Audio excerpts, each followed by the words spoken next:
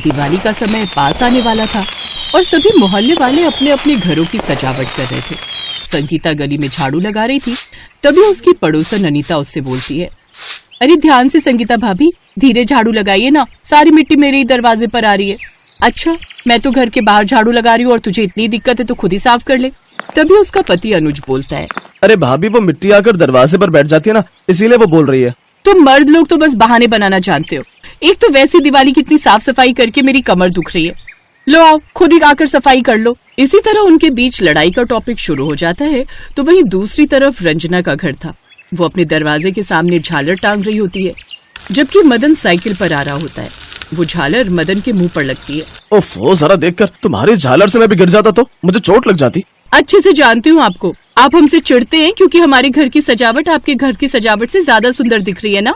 वहीं थोड़ी आगे इसी तरह दो और औरतें आपस में झगड़ रही थी। तुम हर बार ऐसे ही करती हो रुचि, कोई भी घर आता है तो धुलाई के नाम पर हमारे घर के आगे कीचड़ कर देती हो। लो भाई, अगर सफाई नहीं करूं तो कहोगी कि गंदगी है, और सफाई करूं तो कहती हो कि कीचड़ कर दिया। पता नहीं तुम्हें क्या प्रॉब्लम है मुझसे। इसी तरह पूरे गली मोहल्ले में सब अपने अपने घरों की साफ सफाई और सजावट के चक्कर में एक दूसरे से लड़ रहे थे। तो वहीं गली के बच्चे आपस में एक कोने में पटाखों की चर्चा कर रहे थे। मेरे पापा तो इस बार मेरे लिए रॉकेट लाएंगे। अरे रॉकेट क्या, मेरे पास तो 500 रुपए वाले बम है, इस बार तो हम अच्छे से धमाके करेंगे। मैं तो खूब सारे अनार और बम पटाखे जलाऊंगी। तो वहीं कुछ बच्चों ने तो अभी से ही पटाखे जलाना शुरू कर दिया था, जिससे अड़ोसी पड़ोसी परेशान हो रहे थे। ओफो अनुज भैया, ये बताओ आपको परेशानी क्या है? आप बात बात पर क्यों मुझे ही ताने सुनाते रहते हो? पहले तो मेरे को ही ताने सुनाते हो और अब मेरे बच्चों के भी पीछे पड़ गए। देखो तो क्या किया बच्चों ने, यहाँ पर पटाखे जलाकर गंदगी कर दी है, जिससे हमारे घरों के सामने कितने पटाखों का कूड़ा हो गया और कुछ तो घर के अंदर भी चला गया। उफ, मेरा ही बच्चा कमीना है जो मेरी बिल्कुल नहीं सुनता। चलो बंदर। इस तरह लड़ते झगड़ते दिवाली का दिन भी आ जाता है और इस दिन मोहल्ले में गुस्से की जगह मिठास की बोली सुनाई देती है। ये लो अनीता भाभी, आपके लिए मैं ये खास रसगुल्ले लेकर आई हूँ, आपको पसंद है ना? अरे संगीता, इतनी सारी मिठाई! मुझे तो लगा था सुबह के झगड़े की वजह से तुम गुस्सा हो, लेकिन तुम्हारे चेहरे से और मुंह से तो इस वक्त मिठास ही निकल रही है। अरे भाभी, आपको तो पता है आस पड़ोस में तो ये सब चलता ही रहता है, लेकिन तीज त्योहार पर तो प्यार और प्रेम से ही रहना चाहिए। उधर रंजना भी मदन के लिए मिठाई लेकर जाती है। लो भाई जी, आप और भाभी मिलकर खाइएगा, आपके लिए आपकी पसंद की बर्फी लाई हूँ। शुक्रिया भाभी, वैसे वो सुबह वाले झगड़े को मन पर मत लेना, वो तो बस ऐसे ही। अरे नहीं नहीं, ये सब तो चलता ही रहता है, लेकिन आप भी तो सबसे पहले मेरे लिए मिठाई लेकर आते हैं, सब लड़ाई झगड़े भूलकर। और वैसे भी आज तो त्योहार का दिन है, इसलिए आज तो मैं बिल्कुल नहीं झगड़ना चाहती हूँ। वैसे भी आप मेरे सबसे फेवरेट पड़ोसी हो। इसी तरह रेनू भी महेश को मिठाई देने जाती है। ऐसे रुचि और सुनीता भी एक दूसरे के घर मिठाई देती हैं। त्योहार से पहले जहाँ सभी लोग आपस में लड़ रहे थे, वो सभी त्योहार पर एक दूसरे के साथ खूब प्यार से पेश आते हैं। फिर त्योहार खत्म होते ही अगले दिन फिर से उनमें सफाई को लेकर लड़ाई झगड़ा खत्म हो जाता है। लो संगीता भाभी, त्योहार खत्म हुआ नहीं कि फिर से तुमने कूड़ा मेरे घर के सामने करना शुरू कर दिया। रोज की तरह तुम्हारे ये ड्रामे फिर से शुरू हो गए। देख, मैं जानबूझकर तेरे उधर नहीं कर रही हूँ, ये तेरे उधर का कूड़ा है, तू खुद साफ कर ले। वैसे भी रात भर तेरे बच्चों ने खूब हुड़दंग मचाए है। हाँ हाँ, जैसे तुम्हारे बच्चे तो घर के अंदर घुसे हुए थे ना, वो भी उनके साथ बाहर ही थे। इसी तरह ये खट्टी मीठी नोक-झोंक फिर उस नटखट मोहल्ले में शुरू हो जाती है।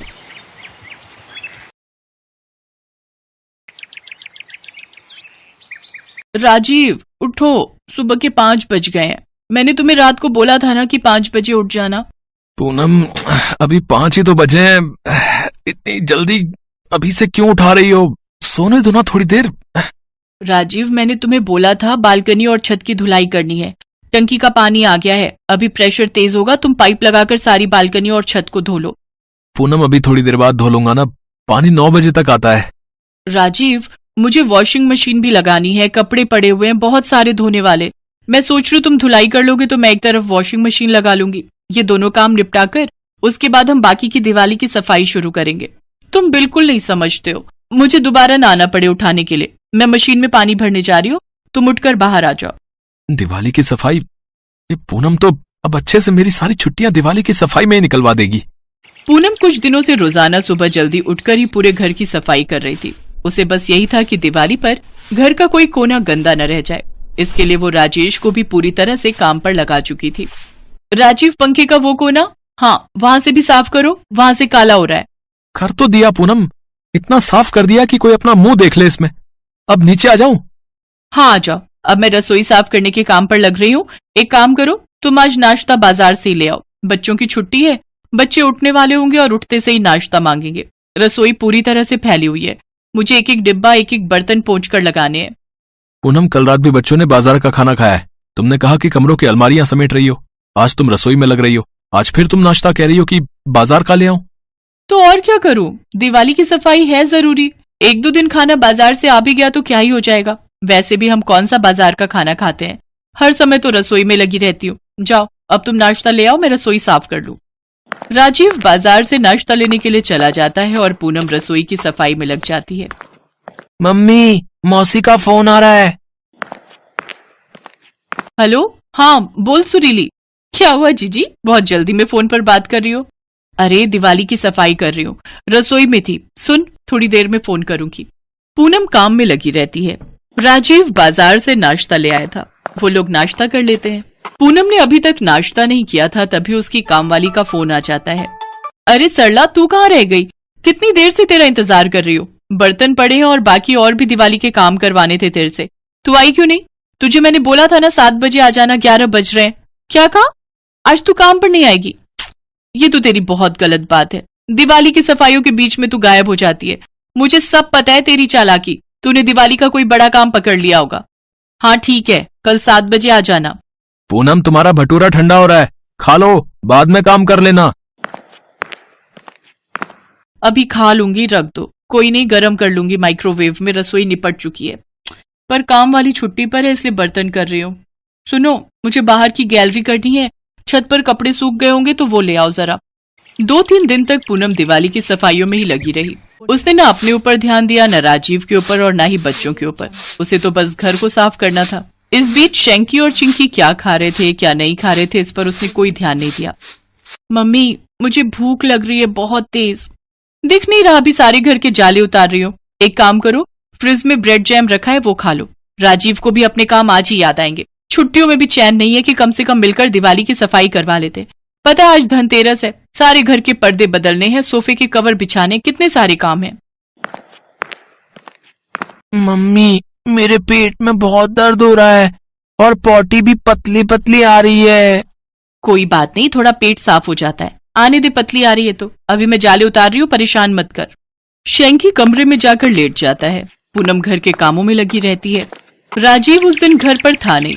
थोड़ी देर बाद शैंकी की तबीयत ज्यादा खराब हो जाती है। उसके लूज मोशन बढ़ जाते हैं जो रुकने का नाम ही नहीं ले रहे थे।